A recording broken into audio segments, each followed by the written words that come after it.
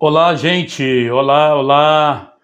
Estou aqui novamente para a gente poder interagir aí através da palavra de Deus, através do nosso módulo, através do nosso seminário, ou seja, um tempinho de aprendizado para todos vocês aí. O módulo desse mês de fevereiro, começando aí o ano de 2024, o ano de, com certeza, onde muitos estarão se formando aí.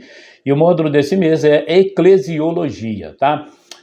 É interessante que o ensino bíblico sobre eclesiologia, às vezes, nos faz ter entendimentos muito diferenciados, porque às vezes ele é empregado para distinguir pessoas religiosas das não religiosas, às vezes ele é empregado para poder distinguir denominações, tipo batista, presbiteriana, católica, e aí por aí vai, tá? Mas na realidade, quando falamos de eclesiologia, a gente vai muito mais além do que isso, viu? E essa é a nossa proposta aqui para esse módulo de fevereiro, é o primeiro módulo do ano de 2024 que eu estou aqui gravando para vocês. Esse módulo será dividido em duas videoaulas de mais ou menos 30, 35 minutos cada um, tá? São 4 pontos, eu vou passar 2 pontos agora nessa primeira etapa e depois, então, na semana que vem, estarei veiculando aí também a segunda videoaula, tá? Enviei para vocês um vasto material, tá lá no nosso WhatsApp, viu? Um vasto material sobre eclesiologia, são 2 apostilas, tá? Sendo que no final da segunda apostila existe ali uma série de tarefas para vocês poderem cumprir como exigência da matéria, da disciplina, para vocês poderem fechar o módulo, tá? Esta aula está baseada quase que na totalidade na segunda apostila. A primeira acaba sendo uma fonte de informações, de pesquisa a mais para vocês, tá bom? Então vamos começar de uma vez por todas, vamos, sem muitas delongas, vamos começar a entender um pouquinho sobre eclesiologia. O que é eclesiologia? Doutrina da igreja, tá? Então, o significado da palavra, ou seja, a tradução do termo grego de igreja ou para igreja, ou seja, eclesia, significa reunião, convocação, ou seja, convocação para uma assembleia, tá? É um vocábulo muito designado, muito usado para poder mostrar que nós somos convocados, nós somos chamados do mundo para sermos inseridos num contexto diferenciado que é denominado então como igreja, tá? Então, num significado bastante assim, ao pé da letra, seria os chamados ou os convocados para fora. Mas como se dá isso? Fora do contexto, da cultura, dos valores do mundo, para um contexto totalmente diferenciado dentro da Igreja do Senhor, que é também biblicamente chamada de corpo de Cristo, tá? Então essa é a definição inicial para vocês, tá? Outra coisa que eu posso pontuar para vocês, que é a igreja, ela pode ser dividida em várias coisas, mas eu quero sintetizar, certo? Como organismo e como organização, tá? Como organismo, nós pensamos na igreja no sentido espiritual, no sentido bíblico de corpo de Cristo, onde Cristo é o cabeça, certo? E não só o cabeça, mas a cabeça também, e nós somos os membros desse corpo. Então, juntando essa cabeça e esse corpo, então nós temos ali um organismo vivo, de cunho espiritual, certo? Que se estabelece também, ou então interage também no sentido humano, no sentido físico, nesse plano que nós estamos vivendo aqui. Nesse termo igreja como organismo, nós temos também a ideia da igreja universal, ou seja, a igreja onde ela congrega todos os salvos em todos os tempos de todas as nações, ou seja, é a igreja do Senhor, os remidos do Senhor reunidos para formar esse organismo. Ela também tem a classificação de ser uma organização, e aí nós pensamos em organização no conceito do termo legal, onde ela precisa ter um CNPJ, ela precisa ser reconhecida dentro do mundo legal, no mundo dos homens, e ela também é reconhecida como uma denominação, ou seja, uma igreja local.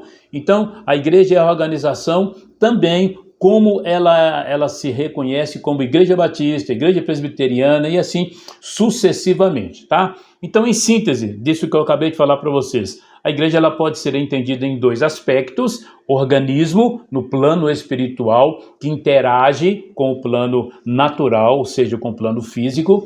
A igreja como organização no sentido legal, CNPJ e outras obrigações no mundo jurídico, no mundo em que nós estamos vivendo, tá? E é denominação também dentro dessa organização, porque ela tem uma placa denominacional, tá? E aí vocês podem buscar aí quantas placas denominacionais nós temos espalhadas por aí, tá? À luz dessas especificações que eu acabei de passar para você, eu quero pensar na igreja também nos seus planos ou nas suas dimensões. Então, no sentido local, tá? A igreja é a comunidade dos salvos por Cristo, presta atenção. Igreja é a comunidade de salvos por Cristo que se reúne num determinado lugar com um propósito específico. Que propósito específico é esse? Adorar a Deus, tá? No sentido mais amplo, então, peguei o sentido local e agora estou pegando o sentido mais amplo. A igreja, ela é a comunidade dos salvos espalhados por todo o mundo. E aí, então, extrai-se, ou seja, não se pensa e não se considera as placas denominacionais. É a junção de todos os salvos em todos os tempos, em todos os locais. No sentido histórico, igreja é a comunidade de todos os cristãos salvos também em todos os tempos, ou seja, que fazem história, que caminham pela história, que escrevem a história a partir da igreja. E também no sentido escatológico, a igreja ela é a comunidade dos salvos que aguardam ser resgatados por Cristo Jesus. E o primeiro passo desse resgate, tá, no termo escatológico, começa com o arrebatamento e é algo que nós vamos ver um pouco mais à frente, quando formos falar do módulo escatologia, tá? Então, essa igreja, ela tem um sentido, uma classificação como organismo, como organização / denominação. A igreja, ela tem um sentido mais amplo, uma igreja local, uma igreja histórica e uma igreja escatológica, tá? Para vocês poderem entender, vocês vão descobrir isso lá na nossa apostila também, tá? Ainda dentro dessa introdução, a igreja, ela é, sim, e sempre será, isso não vai mudar nunca, a reunião ou a convocação de pessoas chamadas por Deus. Quando é que esse chamado acontece? No momento em que o Senhor estabelece um plano de salvação e ele se consuma na cruz e ele tem o seu momento de exaltação quando o Senhor ressurge da morte para poder nos dar a vida eterna. Então, todos são chamados para esse plano de Deus, todos são predeterminados ou predestinados a estarem fazendo parte desse plano de Deus, certo? Ou seja, é um chamamento, é algo que nasce no coração de Deus para poder convocar todas as pessoas a fazerem parte da igreja do Senhor. A igreja também é uma reunião que exige compromissos. Ou seja, não dá para você fazer parte de uma igreja sempre tendo aquele conceito de visitante. Eu vou, me assento, assisto, alimento, não faço mais nada, não coopero, não tenho compromisso algum e volto para minha casa. Não, a igreja, ela exige compromisso dos seus congregados, tá?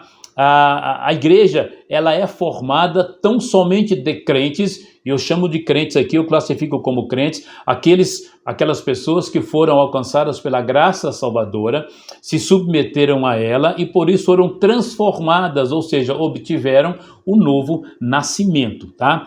Mas também a igreja ela é constituída tão somente de crentes que vivem em função de Cristo, ou seja, igreja não é uma agremiação, igreja é o corpo de Cristo e como igreja ela precisa viver para o Senhor dela, que é o Senhor Jesus Cristo, ok? Caminhando um pouquinho mais, algumas figuras bíblicas da igreja. Em primeiro lugar, a Bíblia diz que a igreja é um corpo com seus membros, é a primeira definição de igreja. Um corpo onde o Cristo é o cabeça, eu já falei isso, e nós somos os membros, tá? Então ela tem uma implicação quanto à utilidade de cada membro, ou seja, ninguém pode ser deixado de lado, todos devem ser considerados nesse contexto de igreja como corpo. A igreja é chamada também de esposa, de noiva, que vai ter um encontro com o seu esposo ou com a sua noiva. É uma figura de linguagem que nós estamos tendo aqui, tá? E o que acontece? Essa noiva, ela precisa estar imaculada, ou seja, ela precisa ser lavada, ela precisa ser aprovada pelo sangue de Jesus Cristo.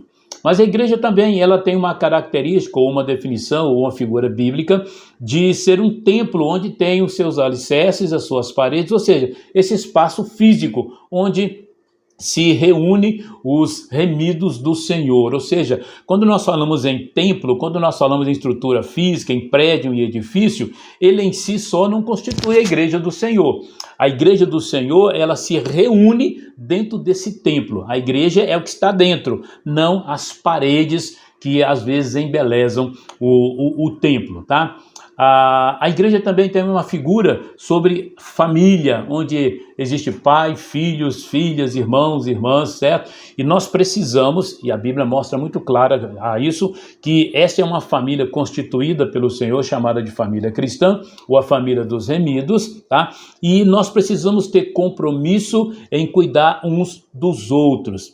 Mas ela também tem algumas figuras no campo, ou seja, na classificação agrícola. Ela é chamada de videira, e nós somos os ramos dessa videira. Ela pode ser classificada como uma oliveira, como uma lavoura, ou seja, são apenas identificações para mostrar a vivacidade da igreja do Senhor. Mas a Bíblia também diz que a igreja ela é coluna e baluarte da verdade, e isso não pode ser negociado nunca. Coluna, aquilo que sustenta, e o baluarte, aquilo que anuncia, aquilo que está sempre sendo apregoado. E o compromisso tem que ser com a palavra do Senhor. Mas também a Bíblia diz que a igreja é uma nação santa e um sacerdócio real. Nação santa dentro do princípio bíblico, lá do hebraico kadosh, o santificado, que significa separados, tá? E sacerdócio real, ou seja, cada um de nós temos esse benefício, essa bênção de podermos nos apresentar ao Senhor diretamente, sem termos alguém terceirizando essa apresentação ou esse culto. Nós temos um sacerdócio real e vamos até o Senhor, porque, como diz a sua palavra, ele abriu um novo e vivo caminho e nos constituiu como essa nação santa, esse povo eleito, esse povo que se conhece pelo o seu nome, tá? Essa igreja, meus queridos, ela tem também uma missão, e essa missão ela se subdivide em algumas etapas, tá? Então, esse povo que se chama igreja, ele tem uma missão, como eu disse, com várias classificações, mas quando a gente pensa no todo, nós vamos observar que tudo converge para aquilo que a igreja foi constituída, que é ser corpo de Cristo. Primeiramente, ela precisa construir um lugar para a habitação de Deus, ou seja, a igreja precisa ser um lugar santificado no que diz respeito a ser separado para ser utilizado para a glória e para a adoração a Deus. Essa igreja, ela tem uma missão de dar testemunho da verdade. Não, como eu disse antes, ela não pode negociar a verdade, se bem que muitas igrejas têm feito isso hoje, infelizmente. Ela tem a missão também de tornar conhecida a multiforme sabedoria e graça de Deus. Multiforme porque ela tem muitas formas, ela abrange o todo da necessidade do ser humano. E a igreja, ela precisa tornar essa sabedoria de Deus, essa graça de Deus conhecida. Ela precisa dar eterna glória a Deus, ou seja, nunca buscar glória para si mesmo, sempre dar glória ao Senhor nosso Deus. Ela precisa também ter a missão de evangelizar o mundo, ter compaixão para as almas perdidas, para as vidas que ainda não conhecem o Senhor Jesus Cristo através do seu evangelho. Ela precisa também se preocupar com a missão de edificar os seus membros, de abençoar, de educar, de discipular, de curar, de cuidar num termo genérico, num termo geral e aprofundado. Ela precisa também disciplinar quando necessário, e ela tem também, no final de todas as coisas, uma missão tríplice, que é a adoração, koinonia e evangelização, tá? Nesse ponto é importante uma reflexão sobre o que nós já estudamos. Nós somos crentes chamados para fazer parte da comunidade de Cristo, chamado igreja, família e outras nomenclaturas mais, tá? Então, isto não pode ficar de maneira isolada. A igreja não pode se isolar como igreja, como família, como corpo de Cristo, tá? Nós precisamos sempre manter a igreja visível aos olhos humanos. Nunca podemos nos esquecer disso, tá? É interessante que algumas pessoas se tornam irresponsáveis em constituir uma igreja para si mesmo. Só que a igreja, ela precisa ser luz, a igreja, ela precisa ser sal, a igreja, ela precisa ser baluarte, a igreja precisa ser atalaia, a igreja, ela precisa ser farol, onde as pessoas perdidas vão buscar refúgio e encontrar o socorro que só Jesus pode dar através do plano salvífico. Portanto, nesse primeiro módulo, nessa primeira parte desse módulo, vivamos de maneira a agradar em tudo a quem nos chamou das trevas para a sua maravilhosa luz. Por isso, a Deus seja sempre a glória. A segunda parte desse primeiro módulo, tá? Vamos falar sobre a disciplina na igreja, tá? Quando nós pensamos em disciplina na igreja, nós somos levados a falar daquilo que fazemos em relação a um determinado irmão, quando ele abandona a fé, quando ele quebra essa comunhão, quando ele cai em pecado. Mas o problema é que a disciplina não é só isso. A gente pensa que disciplina é só chegar lá e resolver situações que já aconteceram, tá? Biblicamente falando, disciplina diz respeito à maneira como tratamos a qualquer pecado dentro da igreja, qualquer indisciplina dentro da igreja. Se formos fiéis no trato, presta atenção nisso, se formos fiéis no trato das pequenas coisas, certamente nós teremos um progresso, um êxito muito maior nas grandes coisas, nas grandes lutas que porventura a igreja vier a sofrer. Agora, eu quero colocar para você de uma maneira muito clara, e gostaria muito que você pudesse colocar isso no seu coração e, se for possível, não tendo isso na sua igreja, que você leve para ela, tá? Qual é o propósito da disciplina na vida de uma igreja? A igreja que realmente é uma igreja bíblica, uma igreja do Senhor Jesus. Primeiramente, o propósito da disciplina é glorificar a Deus. Quando nós disciplinamos um irmão, nós estamos fazendo algo que vai glorificar a Deus e não somente humilhar o irmão e exaltar a igreja. Precisamos pensar nisso, tá? Esse é o primeiro propósito e ele é algo assim definidor para tudo mais que vai acontecer e que eu vou falar com vocês agora. Dentro desse propósito, também nós precisamos pensar em recuperar os ofensores, aqueles que caíram, aqueles que pecaram, aqueles que infelizmente se desviaram. Temos que pensar em recuperar. Infelizmente, quando a igreja começa a pensar em disciplina, ela só pensa na disciplina punitiva e não na disciplina restauradora. E a igreja precisa entender isso. Não é só punir, mas também restaurar. Em terceiro lugar, como propósito da disciplina, então eu falei glorificar a Deus, recuperar os ofensores e também manter a pureza da igreja. Não podemos ser contemplativos com o pecado, não podemos ser contemplativos com o erro. Se ele aconteceu, é porque nós somos humanos limitados. Então, o que a igreja vai fazer como instrumento, como igreja, como corpo de Cristo, como família? Nós vamos, então, disciplinar para poder buscar manter a pureza da igreja. Ela não pode manter-se conivente com o erro, com o pecado, com o que quer que seja. Mas também ela precisa impedir que outras pessoas caiam. Então, a disciplina é aplicada para que outros vejam e digam assim, eu não quero passar por isso, eu não quero me submeter a essa situação. Então, para poderem abrir os olhos e fazer com que o desejo e a atitude de não querer praticar as mesmas coisas seja fomentado no coração de quem está observando. E, em último lugar, evitar a ira do próprio Deus. Quando a igreja passa a ser contemplativa, ela então está trazendo para si a ira do próprio Deus. Então, resumindo, qual é o propósito da igreja? Guarda isso no seu coração, por favor. Glorificar a Deus, recuperar os ofensores, manter a pureza da igreja, impedir outras pessoas de caírem e evitar a ira do próprio Deus. Quais são os provocadores da disciplina, certo? Ou seja, o que fomenta uma disciplina? E aqui, então, eu vou falar de 4 coisas, sabendo que existem mais, tá? É só para vocês terem uma ideia. Quando o amor cristão é violado, ou seja, quando problemas relacionais começam a acontecer, intrigas, fofocas, dissensões, brigas, quando isso é quebrado, quando esse padrão de comportamento é quebrado, a disciplina precisa ser aplicada. Quando a unidade cristã é violada, ou seja, quando há uma promoção de divisão dentro da igreja, assim como acontecia na igreja de Corinto, onde tinha vários grupinhos, isso então precisa ser tratado no âmbito da disciplina eclesiástica. Quando a lei cristã é violada, ou seja, quando o pecado é cometido, o padrão de Deus, ele é quebrado, ele é violado. Ou então quando a verdade cristã está sendo violada, violentada, ou até mesmo comercializada.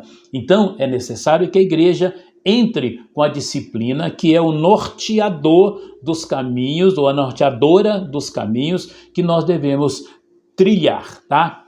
Qual deve ser o processo, então, para percorrermos no caminho da disciplina? Mateus 18, de 15 a 18, vai nos ajudar nisso aí, tá? Existem outros textos, mas esse ele é um texto espetacular, tá? Em primeiro lugar, vai ao teu irmão. Procura ele, você vai arguí-lo, você vai conversar com ele. Isso não precisa ser o pastor, não precisa ser o diácono, o presbítero, qualquer um, desde que seja membro do corpo de Cristo, uma pessoa lavada no sangue de Cristo, viu o outro irmão pecar ou estar em pecado ou pecou contra si mesmo, ele pode iniciar esse processo de disciplina, que a Bíblia diz, vá você até ele. Como que a gente erra nisso aí? Quais são as maneiras erradas de começar esse processo de restauração? Ir a todos os irmãos, ou seja, em vez de eu fazer a minha parte, eu ir, não, e primeiramente eu vou fazer com que aquilo seja pulverizado, seja compartilhado com outras pessoas, certo? Em segundo lugar, a gente vê e não fingir que não está vendo, ou seja, fazer vistas grossas. Ou então, não vou falar com ele não, que eu tenho medo de ofender o meu irmão. Não, não faça isso. Se o teu irmão está em pecado ou está pecando contra você, se você está vendo isso, a prioridade é tua. Você precisa ir conversar com ele. Se o teu irmão te ouviu, o que a Bíblia diz? Morreu o assunto ali. Tem que ir para a igreja? Não. Tem que ir para o pastor? Não. Tem que ir para quem quer que seja? Não. É você, ele e Deus. Qual é o segundo passo?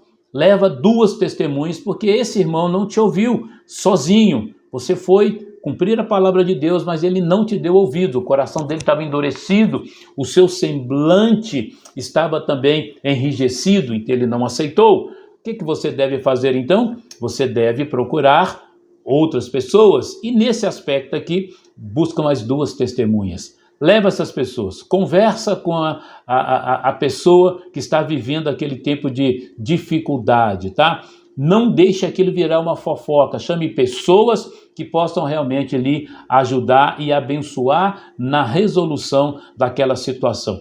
Se você e mais 2 pessoas conseguiram fazer com que aquele irmão ofensor, ele possa compreender o seu erro e se arrepender, o assunto morre ali. Mais ninguém precisa saber. Nesse contexto de levar mais alguém, você pode chamar o pastor, o diácono, ou seja, são pessoas que são chamadas dos oficiais da igreja, mas não necessariamente, não obrigatoriamente, tá certo? Resolveu a situação, glória a Deus. Não resolveu, aí sim, o terceiro passo, tem que se levar o assunto para a igreja, que seria a última instância dessa disciplina. Lá na igreja, a igreja como congregação, então, vai avaliar o assunto. É necessário que se haja um grupo de irmãos que possam ser maduros para poder, então, administrar essa situação, fazer filtragem para que não se exponha desnecessariamente o irmão que está ofendendo, que está quebrando o padrão. Se esse irmão ouvir a igreja, o perdão tem que acontecer, o abraço acontecer para a glória de Deus pairar e reinar na vida da igreja. Mas se ele continuar endurecido, com o coração fechado, o coração cheio de pedra, ou seja, o coração duro, aí a igreja tem que aplicar a disciplina cirúrgica. É necessário que ele seja excluído, que ele seja tirado do rol de membros, daquele momento ali, para que não possa ter nenhum tipo de constrangimento futuro, tá certo? Isso precisa acontecer, tá? Continuando um pouco mais, dentro da conclusão desse módulo de número 2, tá? As censuras eclesiásticas, elas são necessárias para que haja a recuperação e restauração dos crentes que caíram ou que se tornaram ofensores, certo? Para que isso serve? Para também buscar uma restauração e intimidar outros de praticarem os mesmos erros. Então eu quero ler para vocês aqui uma confissão de fé do Westminster, que eu acho muito bacana.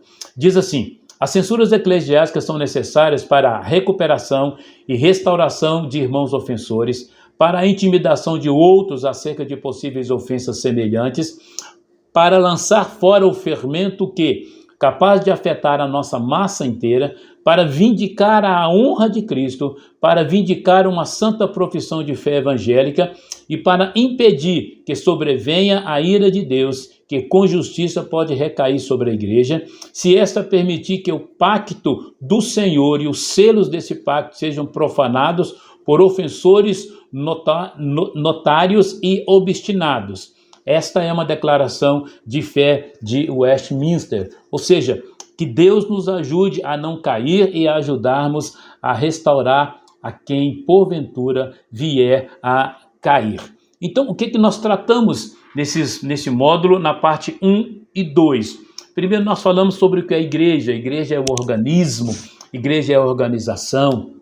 Como organismo, ela tem esse âmbito espiritual que interage no mundo natural, no plano físico. Como organização, ela é uma empresa, certo? E também ela é uma placa denominacional, como nós temos várias aqui no nosso país. A igreja, ela precisa ser encarada como seu propósito maior, com a sua tríplice missão, que é primeiramente adorar a Deus, cuidar de si mesmo, koinonia, e também preocupar com a vida daqueles que ainda não têm o Senhor Jesus Cristo como autor e consumador da sua fé, como Senhor da salvação de suas vidas. A igreja, ela precisa entender que ela é um organismo vivo, santo, que nós somos nação santa, temos um sacerdócio real e nós precisamos manter isso ao longo da nossa trajetória, ao longo da nossa caminhada.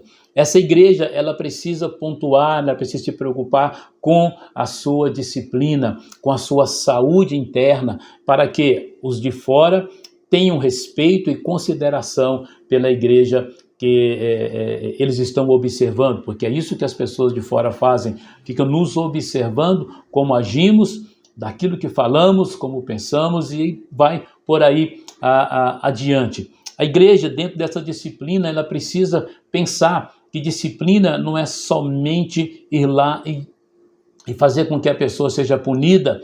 Essa pessoa precisa, às vezes, sim, da punição, mas ela precisa da restauração, ela precisa da cura, ela precisa do abraço, ela precisa do aconchego. Então, antes de buscarmos a disciplina corretiva, punitiva, vamos tentar aplicar a disciplina do amor. Mas a disciplina do amor, ela não pode impedir que, se erros forem cometidos, eles possam ser devidamente corrigidos no seu tempo e também dentro da sua própria intensidade. A igreja do Senhor, nos dias de hoje, ela está tomando uma forma diferente. Os templos estão diferenciados, certo? A liturgia está diferenciada, tá? A estrutura interna dos templos estão diferenciados, porque a igreja, ela está perdendo a sua essência, aliás, muito da sua essência, porque ela está buscando pessoas para serem agradadas. E igreja não é para agradar ninguém. A igreja leva pessoas para, através do culto de suas vidas, agradar ao Senhor Jesus, que é o Senhor da igreja. Um pouquinho mais eu vou falar sobre culto, vou falar sobre liturgia e outras coisas mais na parte 3 e 4, que vai ser na próxima videoaula. Mas eu gostaria muito que você pudesse, não sendo legalista, pensar na igreja como algo que não pode se adequar aos padrões da sociedade, modernos, seja ele pós-moderno. A igreja, ela é templo do Senhor, é casa de oração, ela não é casa de shows, tá? Ela não é lugar de puro entretenimento, ela é local onde as pessoas se reúnem para prestar um culto que seja vivo, santo e agradável ao Senhor da igreja, que é Jesus Cristo. Portanto, busque sempre zelar pela igreja, lutar pela igreja, busque sempre participar da igreja, ser um membro efetivo e atuante e abençoador dentro dessa igreja, porque é a igreja do Senhor, não é a igreja minha nem tua, e não será nunca de ninguém, porque somente Cristo é que luta por ela, e por ele lutar por ela, ele já nos alcançou com graça e com vitória, E que vitória é esta? Ele diz: as portas do inferno não prevalecerão contra a igreja do Senhor. E nós somos a igreja do Senhor. Que bom sermos igreja do Senhor. Eclesia, aqueles que foram chamados para fora, fora desse mundo, do contexto, dos valores, da moral, da ética, do comportamento desse mundo, para algo novo, para um novo e vivo caminho, para vivermos em santidade de vida. A igreja, ela é um instrumento de Deus para abençoar a minha vida e a sua vida. Eclesiologia, módulo 1. Estamos falando sobre um instrumento de Deus abençoador na minha vida e na sua vida também, tá bom? Agora, na semana que vem, eu vou disponibilizar a videoaula número 2. Ficamos por aqui, que essa aula tenha sido abençoadora para a sua vida.